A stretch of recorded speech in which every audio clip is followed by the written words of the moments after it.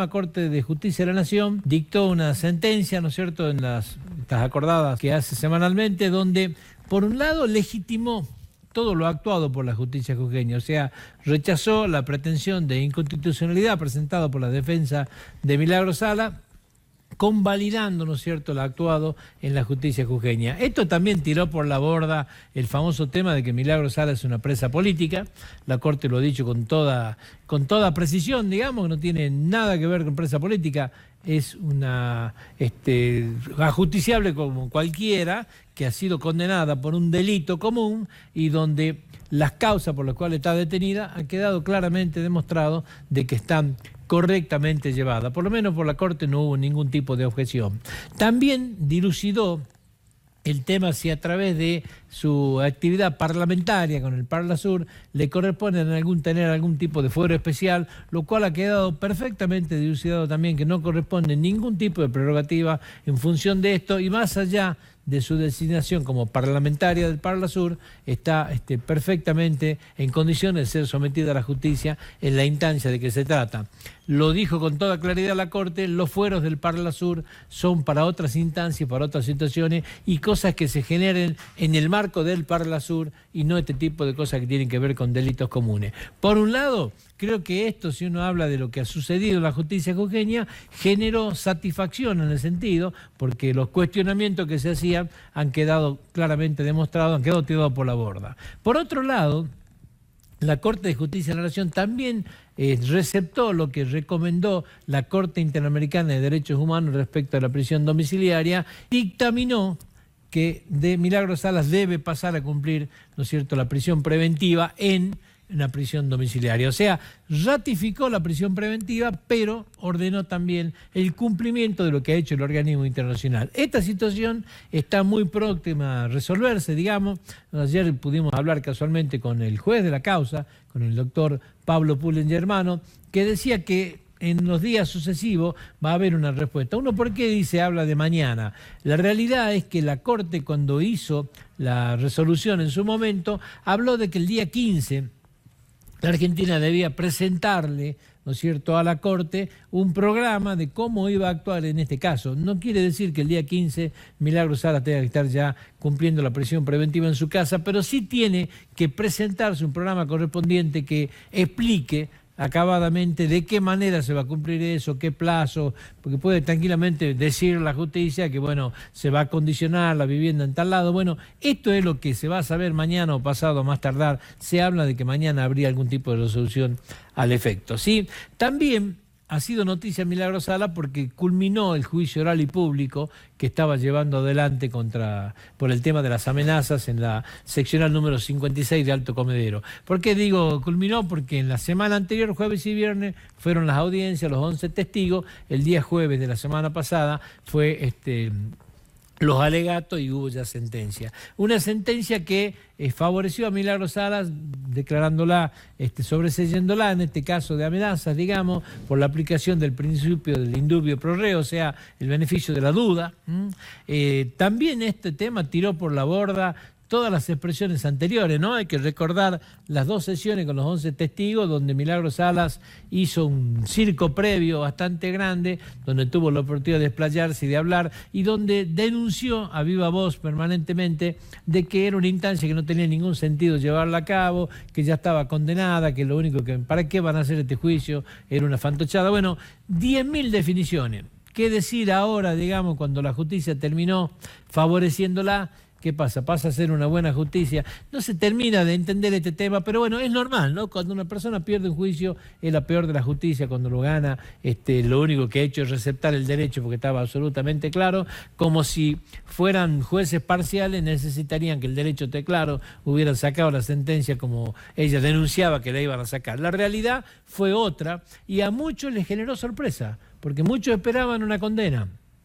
Y sin embargo fue sobreseída. Habrá que analizar cuáles fueron los motivos, hasta lo político, ¿no? Yo me puse a desmenuzar un poco la integración del tribunal, ¿no? El doctor Antonio Germano por un lado, el doctor Mario Puig por otro, el doctor Camada por otro, y hasta si uno analiza un poco la historia política, que no debería hacerse, pero hasta políticamente es un tribunal integrado por una diversidad de ideología, si se quiere, porque Antonio de Hermano puede ser más cercano al justicialismo, si se quiere, Mario Puig es una persona cercana al radicalismo, el doctor Camada una persona cercana al kirchnerismo, dice mucho, hasta en ese tipo de situaciones es difícil atacar a un tribunal que ha demostrado una absoluta imparcialidad y que creo que ha dictaminado de acuerdo a lo que ha visto. Deberá repasar la Fiscalía cómo ha llevado el tema, la gente deberá llevar por qué no pudieron probar los hechos que existieron o no.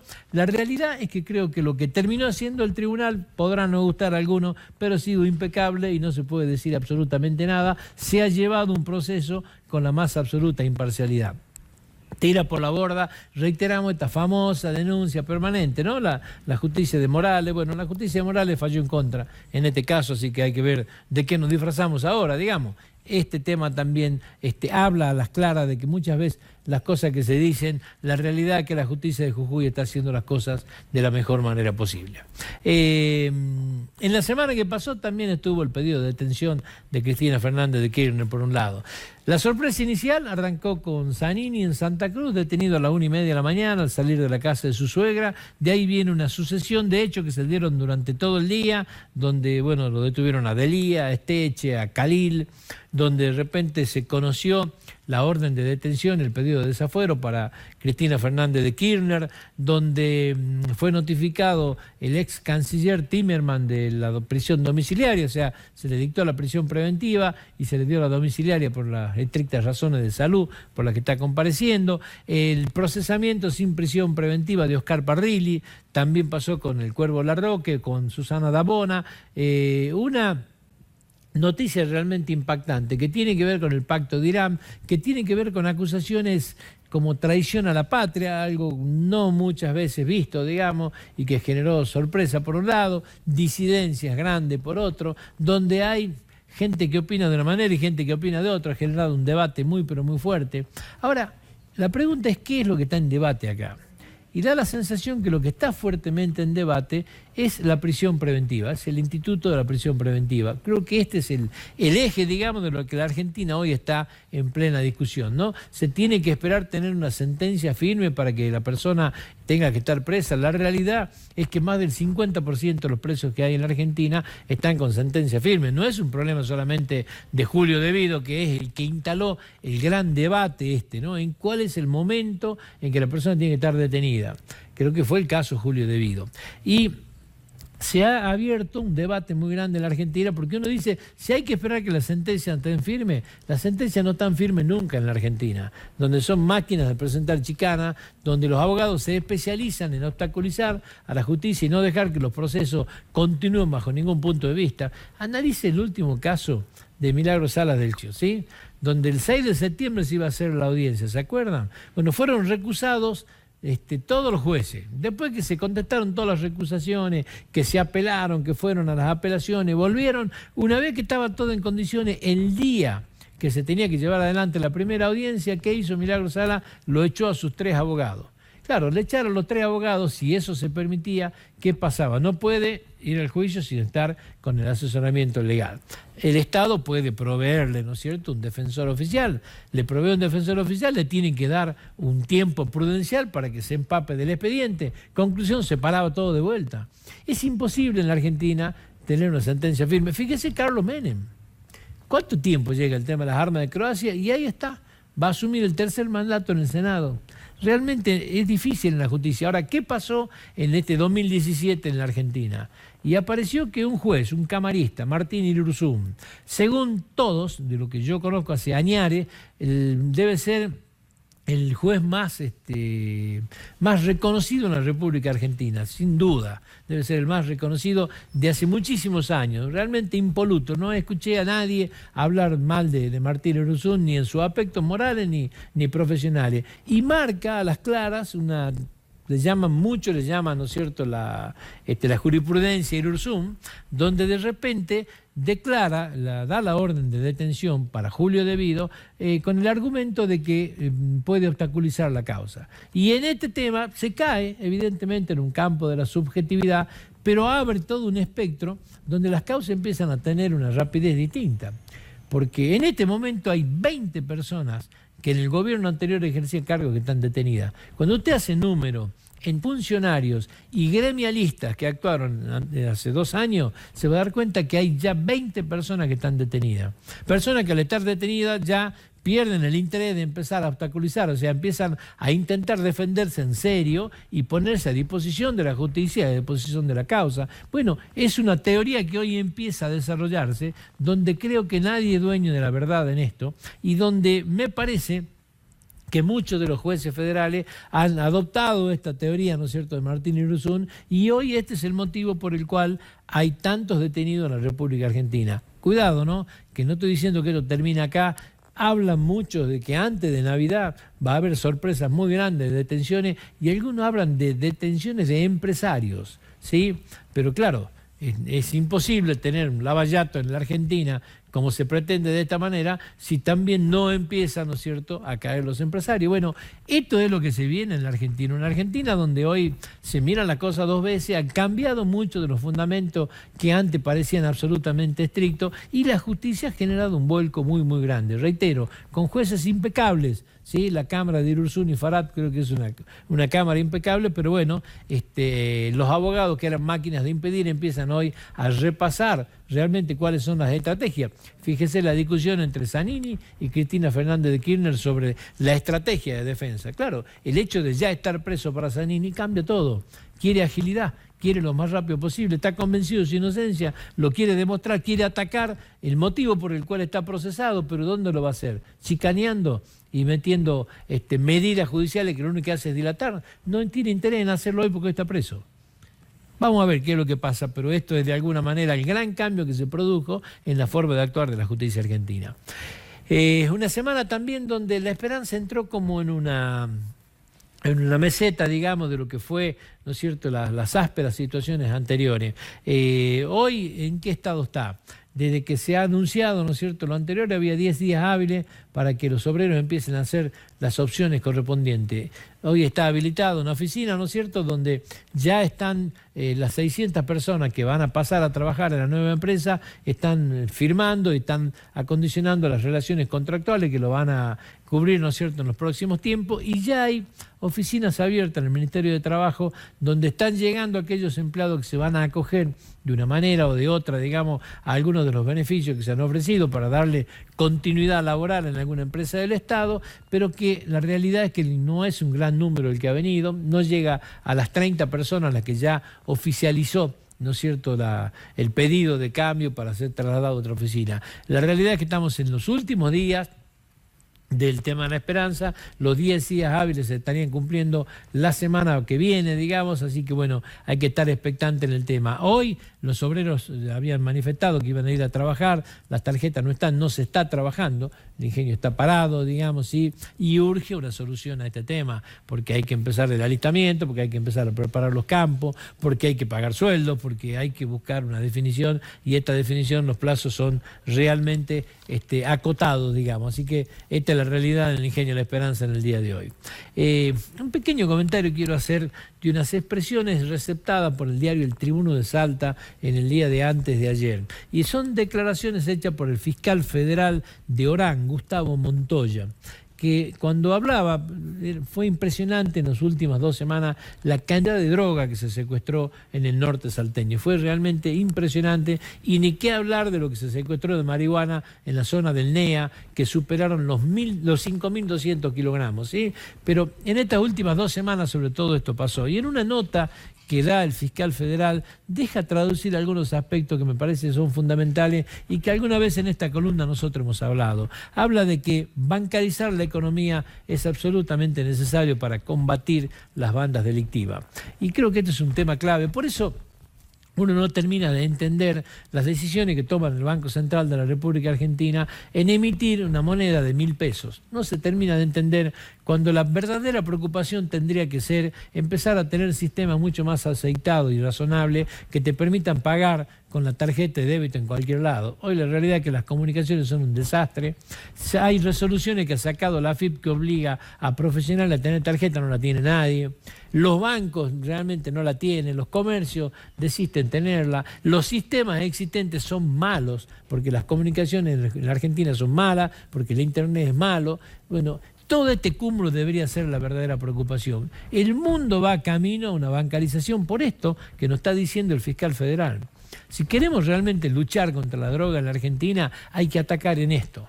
Porque cuando usted agarra un narcotraficante, no hablo del menudeo, hablo del grande, que lo agarre con 200 kilos, esos 200 kilos son reemplazados por otro. Pero cuando usted empieza a cortar el circuito financiero, el manejo de la plata, está atacando el verdadero problema. Cuando usted detiene a una persona en la ruta, está deteniendo al camello que la está llevando. Cuando usted empieza a meterse en el circuito monetario y empieza a cortar esta situación, está yendo a los que manejan la verdadera situación. Tiene absolutamente razón lo que dijo el fiscal federal de Orán. Hay que avanzar en esto, especializar a los cuerpos especiales de investigación, Policía Federal, Gendarmería, en el análisis de este tipo de delitos, en ver lavado de dinero, en analizar cuentas. O sea, este es el verdadero detalle. No quiere decir que haya que abandonar la Gendarmería en la ruta y los controles, pero la verdadera lucha está acá, en el manejo de los fondos. Si se quiere tener realmente satisfacción, hay que ir acá. En este marco, facilitar con billetes de 1.000 pesos el traslado de la moneda espuria, de la plata en negro, de la plata mala vida, no tiene ningún tipo de sentido. Por eso en Estados Unidos sigue con el billete de $100 como el máximo. Nadie cambia esto. ¿Por qué? Porque lo que se quiere es que la gente vaya a la bancarización. Y cuando va a la bancarización lo tengo controlado. Sé quién está moviendo dinero que no tiene que mover. Vamos a contramano en Argentina. Realmente creo que es así. Un comentario quiero hacer de un artículo que he leído en esta semana en Mendoza, de una discusión muy grande que hay entre el gremio docente mendocino y la provincia de Mendoza. Mendoza avanzó hace 2 años con un plan que se llama el Plan Aula. En una palabra, es el plan que los jujeños han copiado acá con la asistencia perfecta que le ofrecen a los docentes, que es un incentivo del 10% del salario para quienes no tengan asistencia en el ciclo lectivo docente, ¿sí? Esto en Mendoza tenían un nivel de ausentismo en el 2015 de X, hoy es el 40% menos. Estiman que en 2 años, en 2016 y en 2017, de dejar de pagar plazos para cubrir a los docentes que faltaban, se ha ahorrado en el presupuesto de la provincia de Mendoza 1.000 millones de pesos. En 2 años, ¿sí? ¿Cómo se logró esto? Se logró pagando un incentivo del 10% del salario a aquellos docentes, no que no falten nunca. ¿La estrategia cuál es? Pueden tener hasta 3 faltas en el mes. Si tienen 3 faltas en el mes, igual ese mes cobran, pero al mes siguiente no. Si llegan a 10 faltas en el año, desde ese mes que llegaron a las 10 faltas, dejan de cobrar. O sea, no es porque usted ha tenido una falta aislada, no cobra. O sea, no cobra si tiene 3 faltas en el mes y no cobra si llega a la 10ª, pero de ahí hasta fin de año no cobra, tomándose el ciclo lectivo. Bueno, con esa simple medida, que es muy parecida a la que instrumentó el gobierno de la provincia de Jujuy acá, que es un emolumento del 10% a quienes, ¿no es cierto?, no tengan más de una falta en el mes, o sea, pueden tener hasta 2. Bueno, esta situación es lo que ha llevado a tener un gran ahorro. Ahora, este gran ahorro, que no es solamente un problema monetario, dicen las autoridades del Ministerio de Educación que también se ha traducido en un importante crecimiento del presentismo estudiantil. El hecho de que los docentes asistan a clase ha significado un incremento del presentismo estudiantil en las escuelas públicas del 15%, en las escuelas privadas del 10%. Hoy, el nivel de absentismo en Mendoza en el año 2017 es el mismo en la escuela pública que en la privada, una cosa absolutamente inusual. Ni pregunte lo que puede llegar a ser Jujuy. Sin embargo, esta medida está recurrida ante la Corte Suprema de Justicia de la Nación. Se espera que en la próxima semana, en este mes de diciembre, antes del fin de año, haya una resolución de la Corte declarándola constitucional o inconstitucionalidad. Porque los gremios resisten una medida de esta naturaleza, no se termina de entender. Es un premio adicional. Al que falta no se le quita quita nada, simplemente deja de cobrar un incentivo, digamos. Sin embargo, los gremios lo ven como una medida amenazante, inentendible, sinceramente, ¿sí? Dos comentarios, chicos. Uno, la semana que viene... No, perdón, el día de mañana, miércoles, para ser más preciso, en Buenos Aires se van a firmar los estatutos de Jujuy Batería de Litio Sociedad Anónima.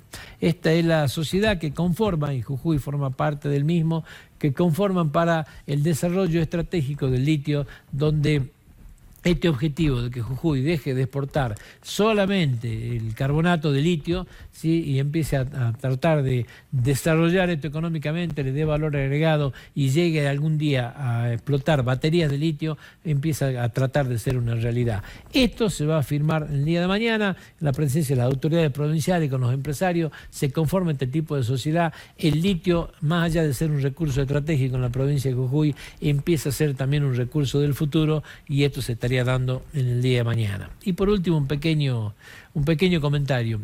Ayer nos entristeció a todos la noticia, ¿no es cierto?, que amanecimos con esta noticia del accidente que se dio en la zona de Pumahuasi, donde falleció una docente, ¿sí?, Hortensia Villatarco.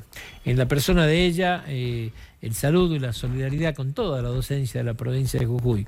Realmente me impactó mucho los testimonios de la gente presente, digamos, y creo que es un relevamiento, y vale decirlo para hacer un gran reconocimiento a la docencia jujeña, es un reconocimiento al esfuerzo que hace esta gente que va a hacer patria tan lejos de su casa, de sus afectos, de su familia, que todos los domingos se toman un colectivo en la terminal, viajan 4 horas, en el invierno soportan 15 bajo cero en La Quiaca para esperar esa conexión que los lleva a Rinconada, a los lugares más inhóspitos, ¿sí?, para ir a hacer las veces de docente, las veces de madre, las veces de contenedora. Realmente me impactó las historias que escuché, y uno muchas veces la ve en el día a día, pero hay docentes que hacen un sacrificio muy, pero muy grande. Hoy están de duelo, hoy están de luto, nos queremos sumar a ello, y en la persona de Hortensia Villatarco, que antes de morir ayudaba a todo el mundo porque creía que no tenía nada, y lamentablemente el destino le jugó otra jugada, una mala pasada.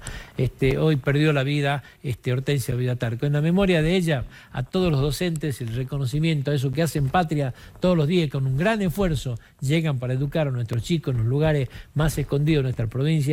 Nuestro reconocimiento desde acá y nuestro acompañamiento en este dolor. Nos vamos a la pausa.